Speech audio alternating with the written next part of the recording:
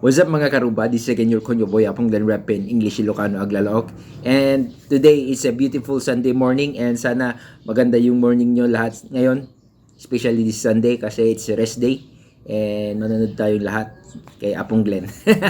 Of course, ang i-share ko ngayon is a video about BBM. Yung speech niya about the role and importance of institution in development of nation building. Ayan. So, isa ito sa mga pinakamagandang speech niya kasi para sa akin, ipinakita niya yung legacy ng mga Marcoses, yung legacy ng kanyang tatay at kung siya man ang susunod na magiging presidente, alam ko na ito yung kanyang plataforma at ito yung kanyang ipagpapatuloy. Ayan. Ang institution kasi it's napaka ano ba yan? Importante sa mga Marcoses kasi dito nagsisimula ang lahat ng mga mithiin or the dream or the vision of nation. Yan. So hindi na ako mag-explain pa. So panoorin na lang natin. So this is BBM. Magandang umaga sa inyo lahat. Thank you all very much for allowing me to come here and share with you some of my thoughts on the topic that has been given me, which is the role and importance of institution in development and nation building. Now, the question that immediately arises is, why is this subject relevant to our commemoration of my father's centennial birthday celebration as we are doing in these next few days? The reason why institutions play a central part to everything when we remember his work as president and as a public servant is because a large part of his political career was spent in developing and strengthening institutions. A large part of what he hoped to achieve as president was to develop institutions that would persevere, that would continue to exist and function even after he was president, even after all the changes that he had hoped to bring to our country's not only political but also economic and social systems. And that is why we are talking about it today. And I would like to first give an overview and try to come to some definitions of what institutions are and why they are important to the concept of nation building. The topic is becoming more relevant given the urgent need to develop and strengthen our nation to be competitive in a globalizing world. And again, the concept of globalization is something that will keep coming up. Also, there is an emerging and strong call to change our institutions by amending the Constitution either from a presidential to a parliamentary system, from a unitary to a federal system, or some combination of both. With this context in mind, with this as our backdrop, examining the role and importance of institutions in general is necessary and useful. But before I proceed, I want to make a few comments on the ends that we have identified as important, that of development and of nation building. Again, these are not my priorities, but this is the priority that my father gave to his work in public service. I have often bemoaned the fact that when I was young and I would be listening to the brilliance of his cabinet ministers and secretaries and listen to his speeches, I would often hear that all we do to build a nation. Everything that we do is for nation building. And that was the constant refrain that we would hear from his administration, his administration, all the officials in government. Since for the last 30 years, I am afraid I have not heard the phrase nation building again. And it is something that we must refocus back onto if we are to do the proper job as of those in public life. If we are to do the proper job in making the lives of our people better. Development and nation building are mutually reinforcing. They are desirable ends that we as Filipinos clearly do aspire for. Now, development is often conceived in economic terms. That is the standard measure of development or underdevelopment. Developed countries are seen as rich, developing countries are just getting by, and underdeveloped countries require economic help and growth. GDP development is usually associated with economic growth, GDP growth, national income. There is development when we have modern and quality infrastructure for communication, for transportation, for power generation and transmission, amongst others. However, beyond this typical and traditional conception of development, I wish to also focus on human development, which is defined as the process of enlarging people's freedoms and opportunities and improving their well-being. The reason that I bring up this concept of human development is simply because that was an integral part of the nation building and the development as my father conceptualized it. It was not sufficient that we have a strong economy, a strong peso, good trade, with a large volume of trade with our trading partners around the world, but also that the Filipino psyche, the Filipino culture, the shared consciousness of the Filipino is also an important part. I am proud to say that that job was given to my mother, a job which she executed with exemplary results as Filipino culture was spread around the world.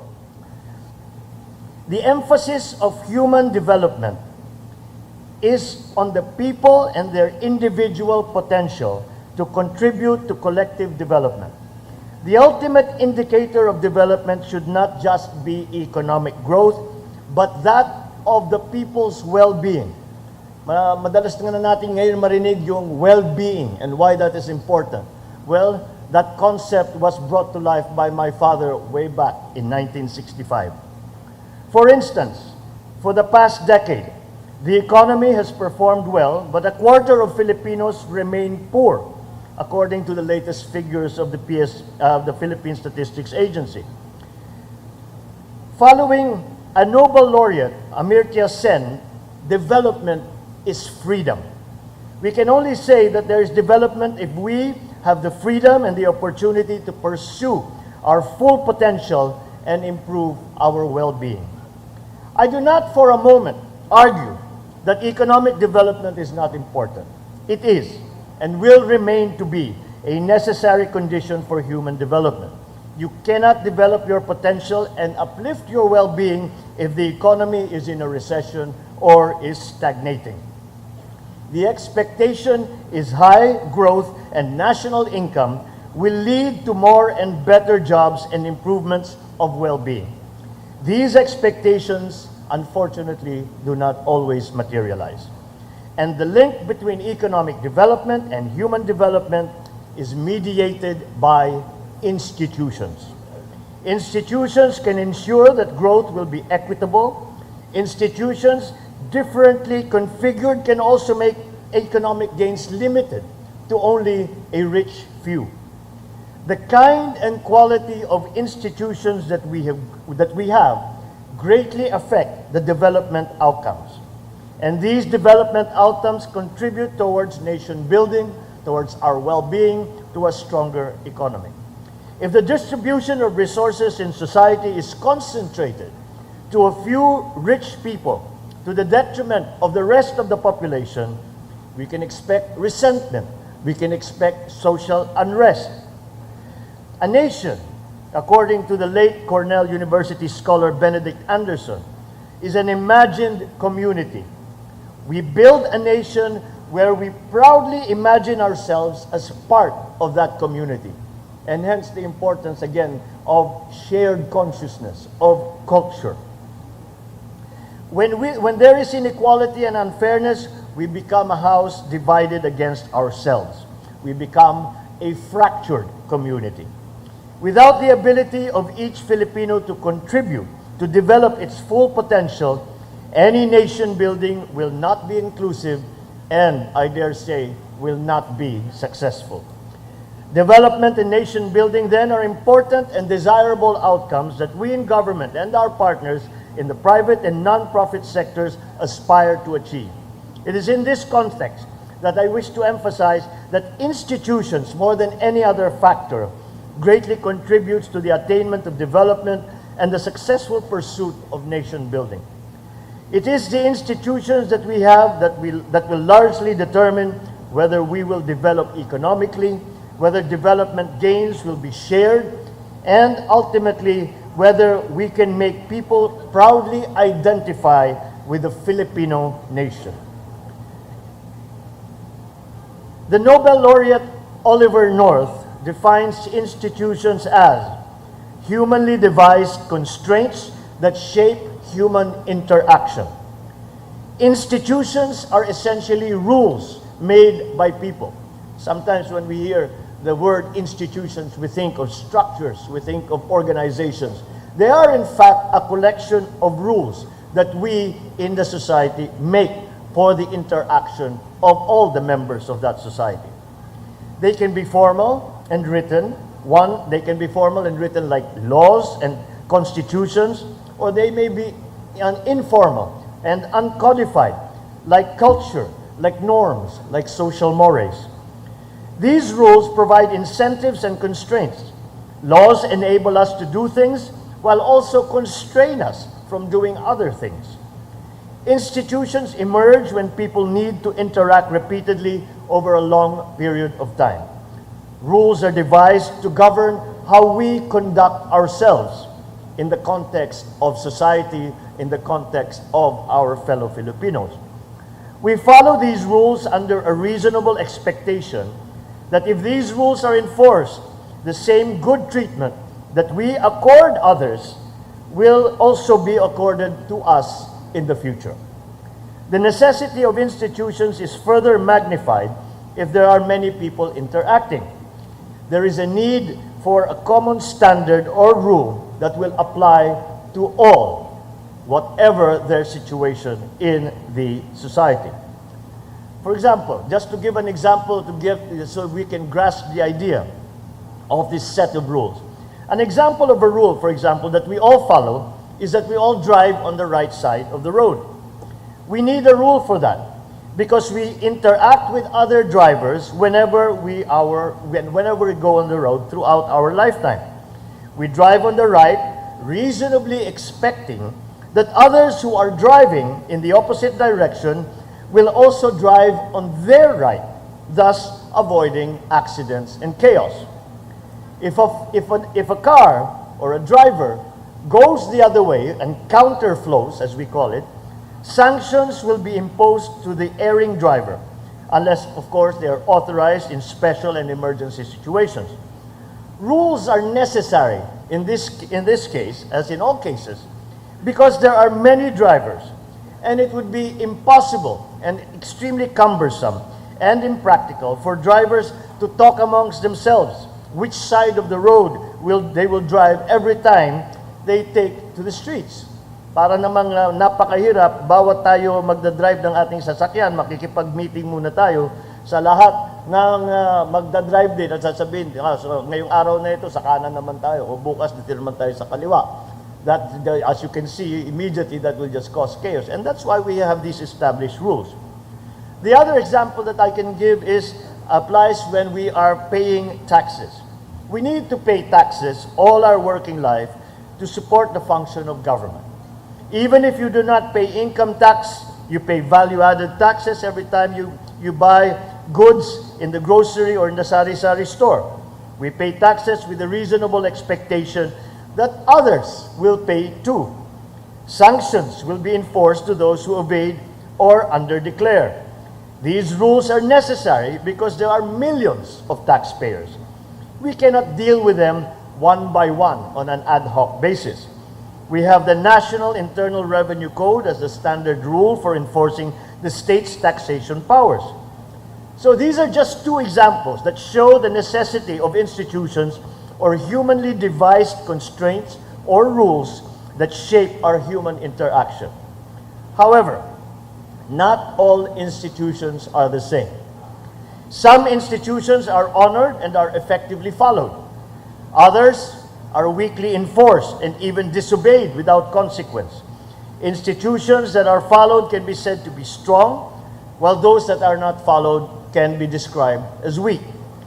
If many people evade taxes and get away with it without punishment, the institution of taxation is weak. If many people defy traffic rules and get away with it, the institution of traffic rules is weak. Strong institutions are what is needed in this country. Our rules must be obeyed, and those who violate must be punished according to the rules. It is strong institutions that lead to development. If we cannot collect taxes effectively, we cannot finance the programs of government. If we cannot apply the tax laws fairly, some will disproportionately bear the responsibility of supporting the government. If we cannot enforce our rules, there will be disorder, there will be insecurity. If rules and laws that are supposed to apply fairly to all are applied selectively, there will be resentment and division. Weak institutions, on the other hand, jeopardize development aims, whether in terms of economic or human development. If institutional protection for property rights, for example, are not followed, investors will not invest for fear of expropriation, for fear of extortion. Fewer investments and business activity will lead to lower economic growth. Less growth means less resources available to enable individuals to fulfill their full potential and uplift their well-being. Having strong institutions, however, is not enough. We also need fair institutions. We need strong and fair institutions. The institution of slavery, for example, in the United States before the Civil War was strong, but it certainly was not fair.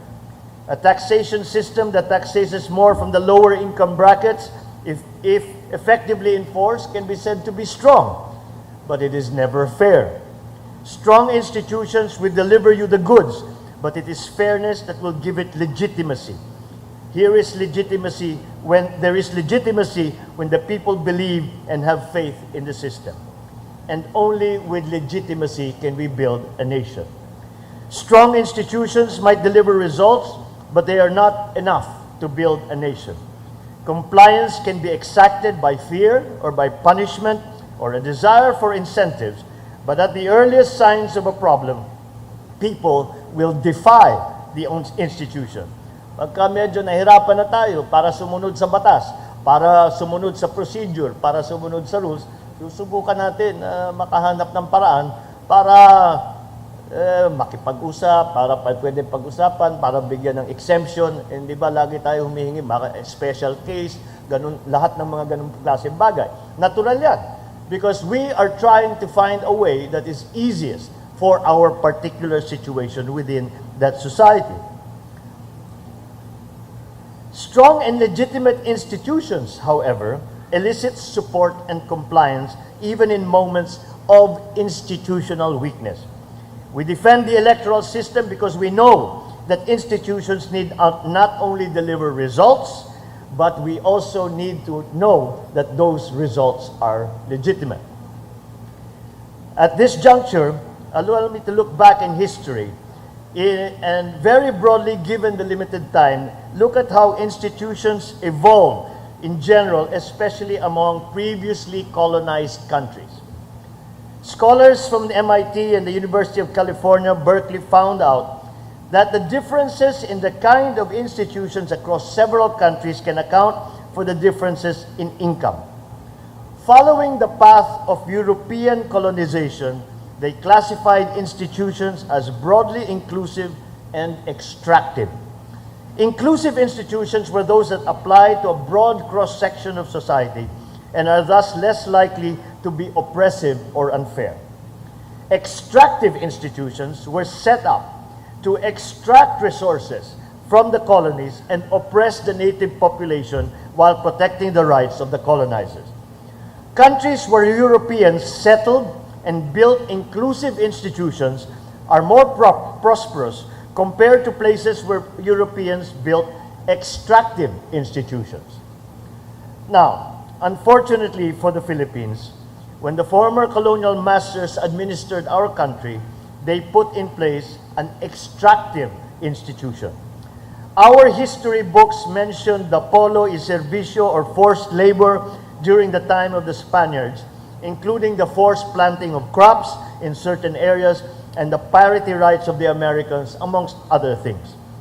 To achieve this end, they also allowed the proliferation of inequality and the encomienda and later on hacienda system that deprives the majority while enriching the few. No wonder, at some point in our history, insurrection was strong and threatened our nation. Development and nation building at that time was in grave peril. While many years have passed, the economic arrangement cannot easily be undone. The privilege of the few cannot be easily removed given their hold on political power. Researchers call this path dependence, which simply means that the path we have taken in the past leads us with a unique set of constraints that limits our options. Nasubo na tayo dito sa ganitong klaseng sistema, kaya we are limited. We are not able to do all of the things that we would like to do to help the country. There are things that cannot be undone. This is the backstory to the statistic that 1 in 4, or possibly more, Filipinos are poor. While we believe that extractive institutions that are in place are difficult to change, I still believe in agency, in the capacity of human beings, of individuals who love our country to chart a better future. Individuals who believe in building strong and, more importantly, legitimate institutions to ensure that development and nation building can be attained. Changing the system, however, is easier said than done. There are many obstacles along the way. But the starting point of any change is the recognition that there is a problem in the institutions that we have. Is the unitary system exploitative of those of us who are outside of Manila and in the provinces? That is for you to decide. Is the taxation system unfair to the workers? It is for us to examine and discuss. After all, institutions, while useful, are products of the dominant interests of the times. We started with a presidential instead of a parliamentary system, largely because we were colonized by the Americans and we followed their example. We have a unitary instead of a federal system, also largely because colonizers centralized the colonial system of administration. These were reflections of dominant political interests at that time. My challenge, I think, that is before us today is to reflect on the systems and institutions that we currently have and to reclaim these. Retain those that represent our aspirations as a people and recast those that are remnants of a bygone era. I took note of the question that was asked earlier as to the differences in the administrations that my father's administrations and those that followed in terms of what is regarded as long-term planning. The following administrations have come to realize that the long-term plans for the Philippines, both in terms of infrastructure, both in terms of economic development, both in the establishment of the institutions, have already been drawn up and had existed since my father's administration. And they are starting to revisit those and to see that, in fact, these are still applicable to a very large degree. But why is it that we see now that long-term planning and the long-term implementation of those plans has something that has taken a backseat in these administrations that have followed my father's? And that is because institutions are weak. And it is the dominant political interest at the time. Kung ano yung administrasyon, nagbabago lahat ng patakbo. Meron tayong ugali dito sa Pilipinas, kahit na sa local, kahit sa national, na kapag nanalo na ang isang politiko at nakaupo na, gustong kalimutan lahat ng ginawa ng mga nakaraan. At sinasabi, ako lang ang marunong. Ang ginagawa ko lang ang maganda. Walang ginawang maganda ang nakaraan, walang nagawang maganda ang mga ibang umupo rito sa posisyon ko. And that is the reason, that is because our institutions are weak. And the path of development, the path of economic change, the path of social change is determined by local and current political interests. If we had strong institutions, we would be continuing. Those institutions would still stand, would still apply, and would not be buffeted and would not be changed by current political interest, but will go along the route that we had decided was the best for the nation. And that is why I believe we have not found one direction. We have not found a leader that has given us a vision, that has given us a direction in the way that my father did. And what would be an example of this? And I was when I was sitting down to prepare for my talk here this morning, I was thinking, what is an example? What would be an example of that you would all be familiar with, of an example of institutions doing their job properly? And the example that came to mind was the present administration in the United States. Nakikita naman natin, si Trump nagwawala kung ano-ano ginagawa, kung ano-ano sinasabi. Hindi sumusunod sa mga dapat gawin. Pati yung mga kapartido niya nadidismaya sa kanya dahil kung iba-iba ang kanyang ginagawa. But yet, the federal government of the United States continues to function. Taxes continue to be collected. The administrations continue to function. The agencies of government continues to function. Because their rules and their existence do not depend upon the current political requirements. They continue to function because these institutions are strong, they are accepted, the rules are enforced, and therefore, the long-range plans of the United States continue. And despite the inevitable occurrences in the political world, despite the buffeting that the United States has suffered in the global stage and in the domestic stage, the government continues to function, and the services that people expect of government continue to be delivered. Those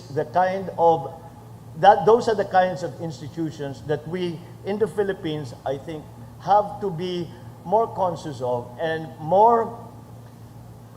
we have to be given more importance, and in that way, we will no longer be solely focused on the next 3 years or on the next 6 years, but we can start to think of a vision of our country for the next 10 years, for the next 15, for the next 25.